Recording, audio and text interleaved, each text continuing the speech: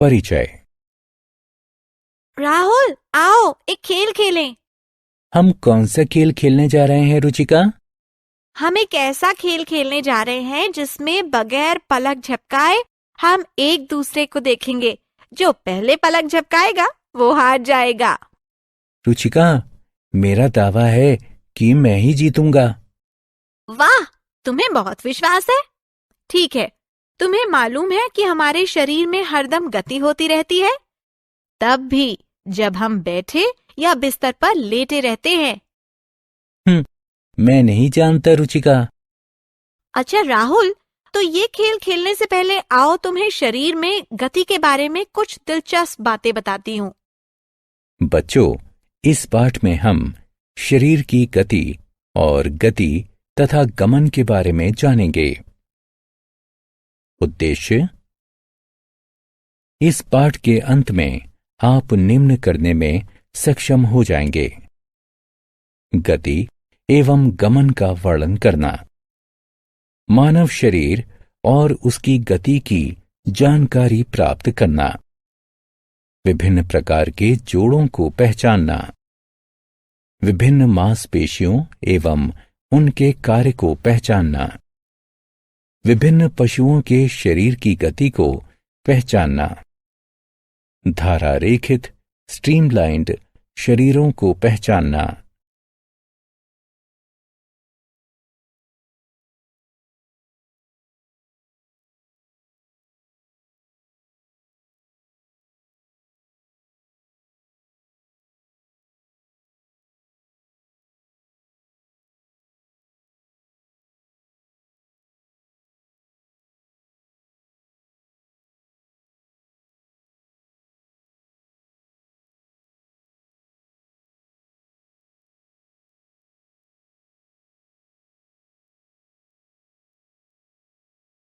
मानव शरीर और उसकी गति।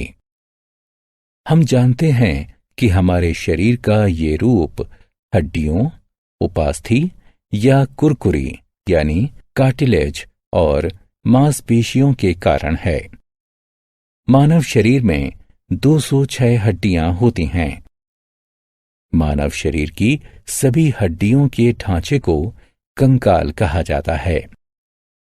इसमें खोपड़ी, हाथ की हड्डी, कंधे की हड्डी, पसली पिंजर, श्रोणी हड्डी, रीढ़, टांग की हड्डी और उपास्थि होते हैं।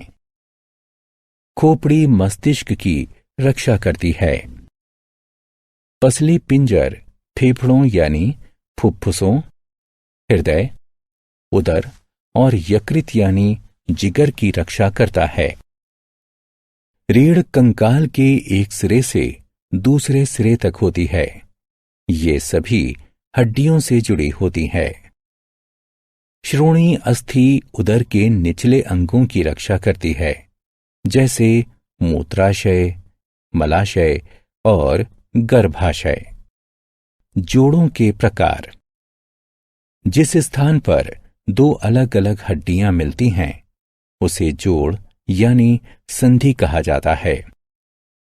मानव शरीर में 4 प्रकार की संधियां होती हैं। वे इस प्रकार हैं: कंदुक खल्लिका संधि, कोर संधि, धुराग्र संधि और अचर संधि। कंदुक खल्लिका संधि। कंदुक खल्लिका संधि में अस्थि का एक सिरा गोल और गेंद की तरह होता है, जो दूसरी अस्थि में प्याले की तरह बने गढ़े से जुड़ा होता है। इससे किसी भी दिशा में गति होती है। कंधे के जोड़ और श्रोणी संधियां कंदुक खल्लिका संधि के उदाहरण हैं। कंधे के जोड़ में प्रगंडिका का ऊपरी सिरा कंधे के मेखला यानी पेटी के खल्लिका यानी सॉकेट में घुसा होता है और इस तरह ये भुजाओं को घुमाने में सहायता करता है। श्रोणी संधि में ऊर्ध्वस्थी फीमर का बड़ी गेंद के आकार का ऊपरी सिरा श्रोणी मेखला की गहरी खल्लिका में घुसा होता है।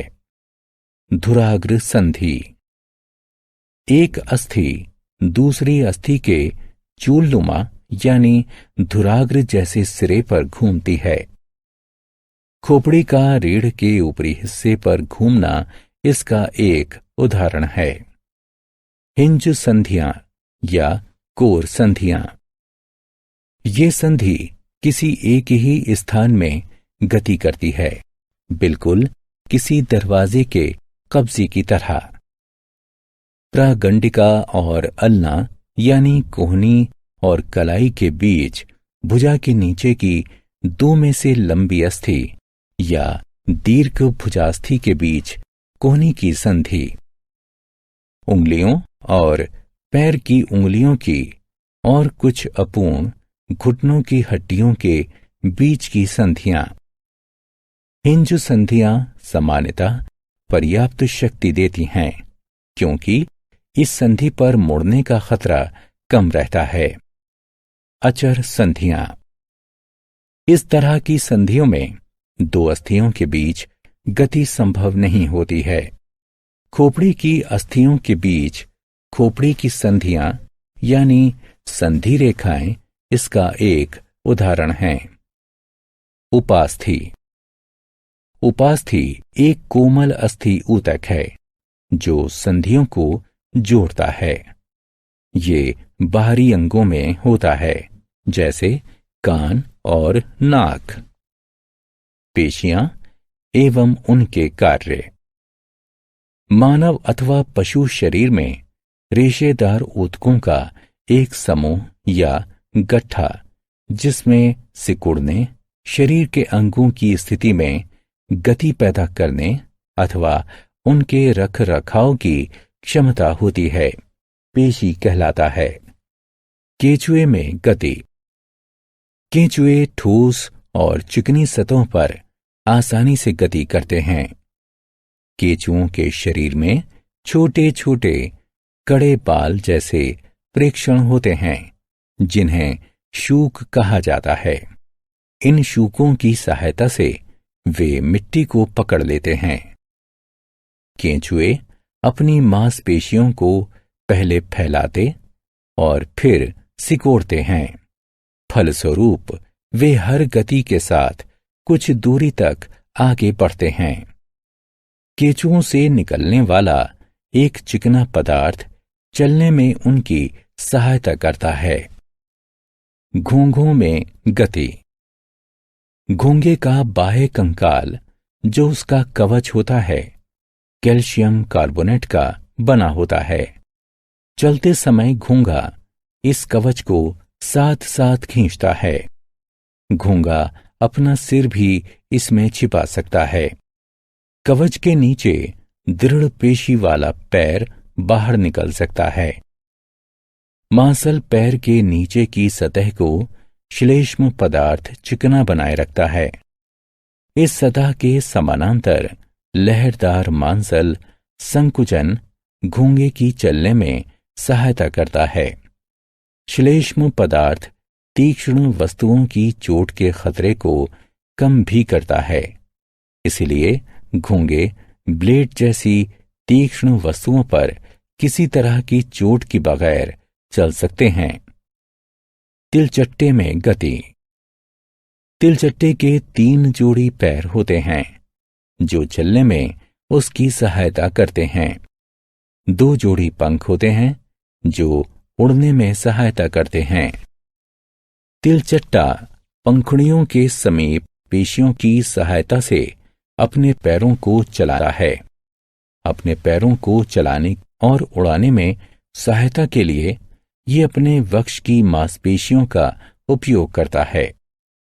तिलचट्टा चल, उड़ और यहां तक कि चढ़ भी सकता है। अपनी टांगों पर शूलों के कारण ये विभिन्न भूभागों में चल सकता है, जैसे रेत और तार युक्त जालों में। चिड़ियों में गति। एक पक्षी का शरीर उड़ने के लिए सबसे अधिक अनुकूलित होता है। इसके पंख विशेष रूप से रूपांतरित अग्र अंग होते हैं। इन अस्थिमय अग्रपादों की सहायता से पक्षी आसानी से उड़ सकते हैं। पक्षियों की अस्थियां हल्की और खोखली होती हैं। वक्ष की अस्थियां उड़ने वाली पेशियों को जकड़े रहती हैं। पंख फड़फड़ाने में उनकी सहायता करती हैं। पक्षियों के कंधे की अस्थियां बहुत मजबूत होती हैं। उनमें मूत्राशय नहीं होता, जिससे उन्हें आसानी से उड़ने में सहायता मिलती है।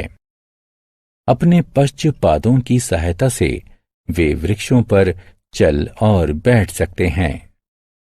धारा रेखीय यानी स्ट्रीमलाइन्ड शरीर।